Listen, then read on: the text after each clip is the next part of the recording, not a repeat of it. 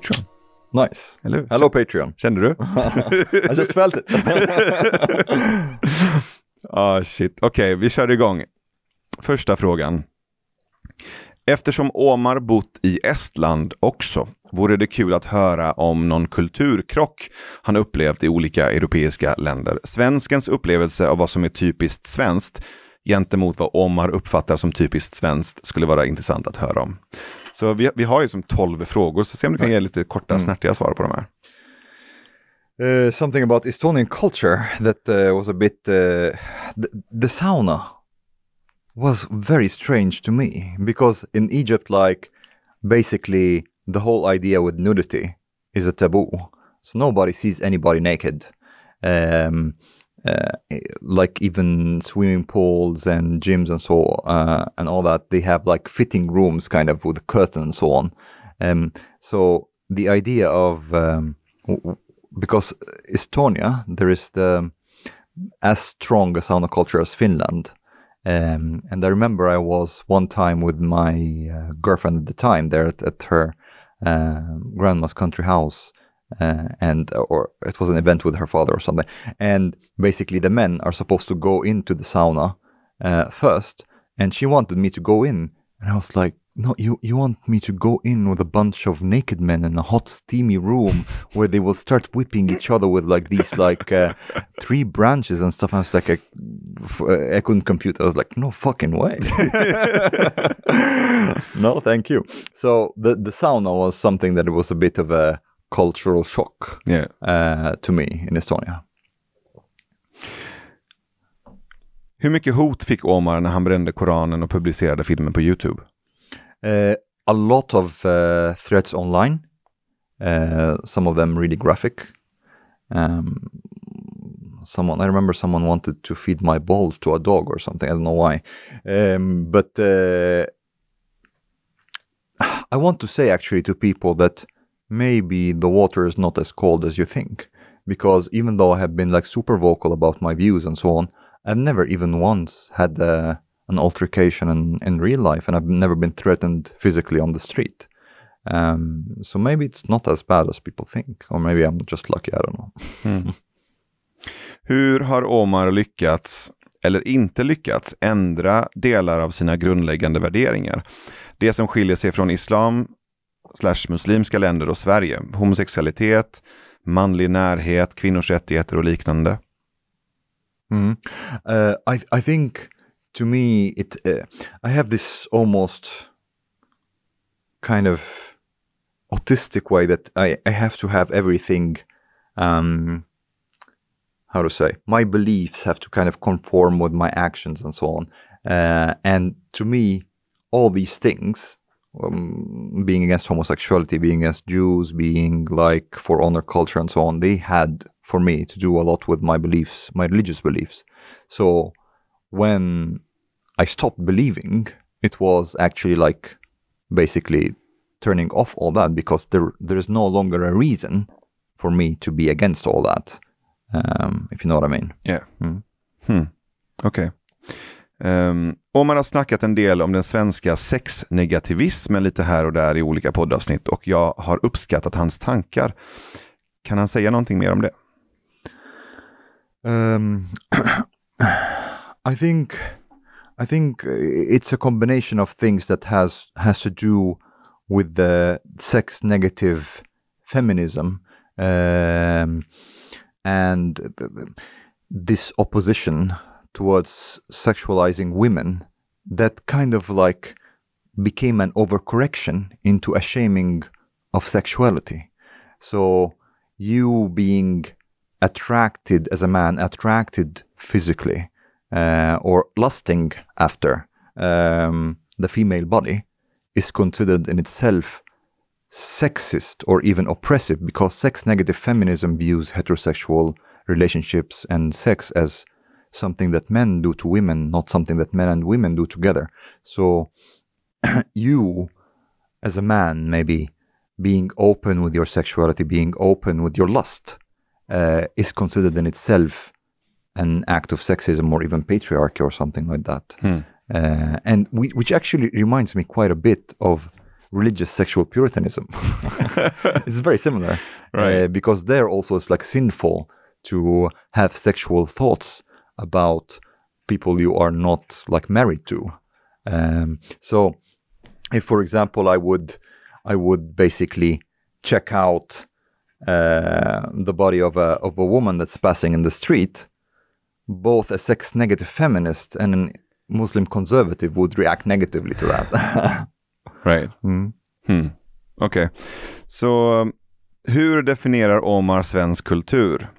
Och håller han med om att svenskar är extrema jämfört med resten av världen om vi utgår från World Value Survey? Yeah, relative to others, I would say there's an extreme culture here, which does not necessarily mean it's bad as long as does not become dogmatic. But more and more after Sista måltiden, I've seen a dogmatic side in Swedish culture that I've not noticed before. And this kind of like makes me worried. No? Om Omar fick vara diktator i Sverige i ett år. Du bara, vadå om? Yeah. Vad skulle han bestämma, införa eller förbjuda? Legalizing psychedelics. that is something that I would do, yes. What else? I would abolish the law with hets mot folkgrupp. This is something I would abolish as well. Right.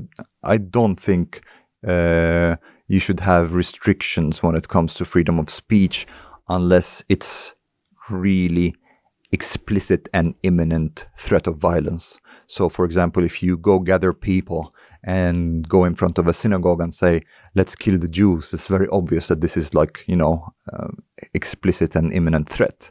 But it shouldn't be illegal to be disgusting. No. I don't think it should be illegal to call people dirty or whatever. Not necessarily. Well, of course, I don't agree with what is being said, but also I think it's very dangerous to forbid speech because you drive these thoughts underground. They don't disappear, and they better be on the surface in order to be able to criticize them and counter them. Hur känns det på riktigt att veta att man är dömd till döden i sitt hemland? Förlorar man inte respekt för mänskligheten, lojalitet och så vidare?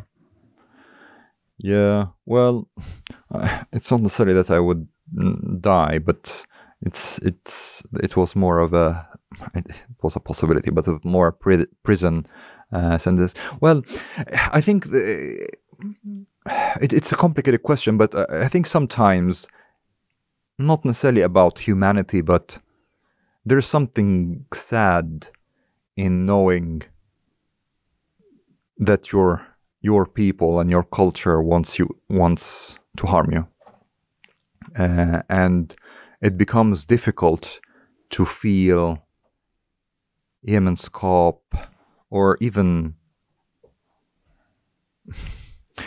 not to be resentful against that culture that wants you ill.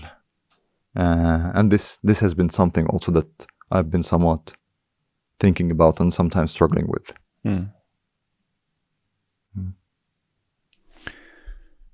Hur har han mötts av olika muslimer i Sverige, förutom Mustafa Panshiri?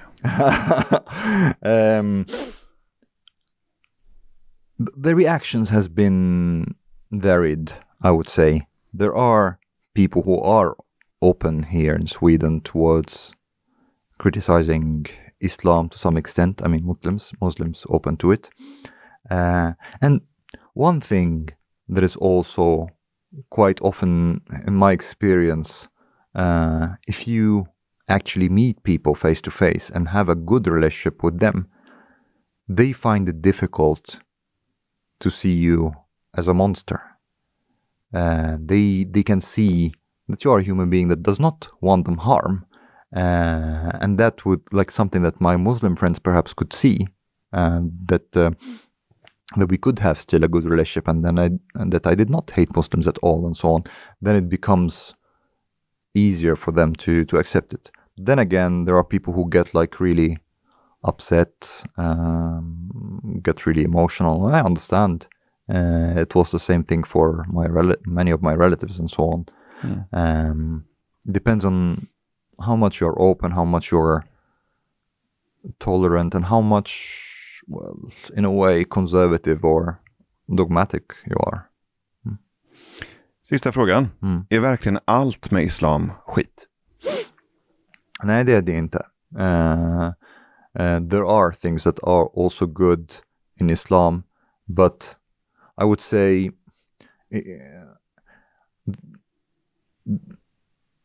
okay, here it is. I think there's nothing good that is unique to Islam.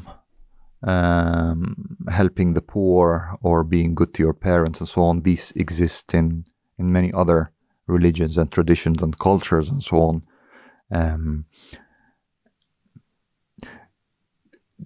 To me, there's just too many bad things there to be able to tolerate it as a package, I would say.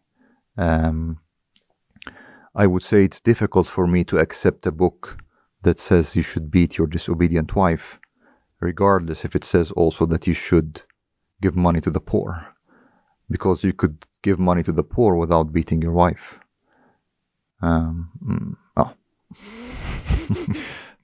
Jag tror att vi har rubrik på det här klippet. Du kan alltså ge pengar till fattiga utan att slå din fru. Citat Omar Makram. That's a fucking t-shirt.